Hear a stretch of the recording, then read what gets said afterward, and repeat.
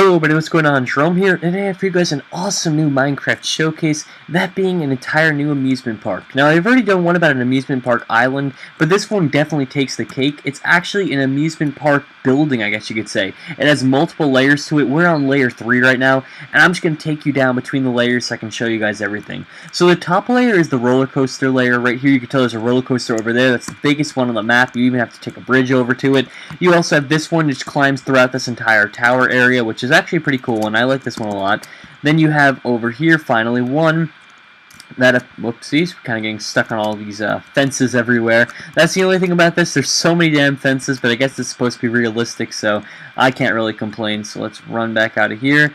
And now back where I was showing you guys, if you run all the way along here to the end, you can find one of the cooler roller coasters. This one has what appears to be like a dragon's head that you come out of, which I think is a pretty cool touch, because a lot of roller coasters have themes, things like that. They aren't just plain roller coasters in real life, but in Minecraft, a lot of people forget that. So I like how he's able to put that in and make it more realistic. And then finally, you have the last one, which actually is so big that it takes you up to the final layer of the map, where there's not much going on, but that's just what you can find up there.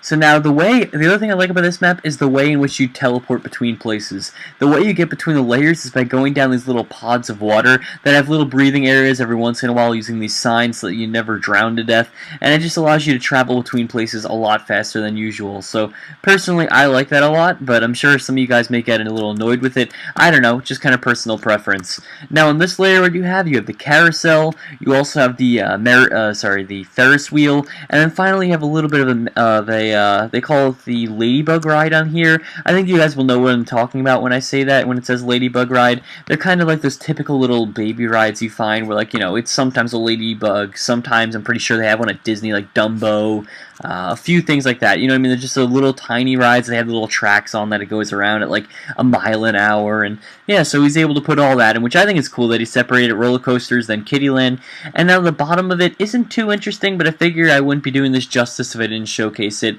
And what it really is simply put, it's kind of just the entrance to the park, as well as just kind of the surrounding areas, which I think is pretty cool that, you know, that he went through the trouble of making that in, because a lot of people just look over the finer details like that, so I thought that was pretty cool.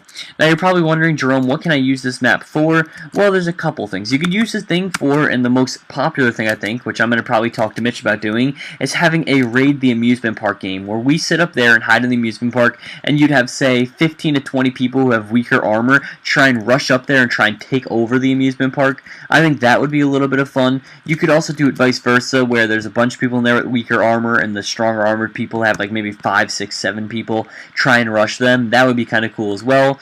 And it's just so many things you can do with it. A couple other things you can do with it as well is easily just put it into a server. This would be a pretty cool spawn, but I guess you'd have to ask permission for that first. A lot of people like to have permission before their maps are used, which is perfectly understandable. And then finally, you can kind of maybe set up a kind of search and destroy type game, where you kind of set up like one team has 5 minutes to get to one location and stop them from I don't know, planting a fake quote-unquote bomb or something like that, and you know, it's actually just like a black wall or something, and they have to go and stop it by cutting it down. I don't know, there's a lot of different game modes you can play, and I'm sure you can make your own, so I'd highly suggest checking into that. And if you are interested at any time, the link is in the description. As always, all credit goes to the creator. So thank you guys for watching, hope you all enjoyed, and have a good night.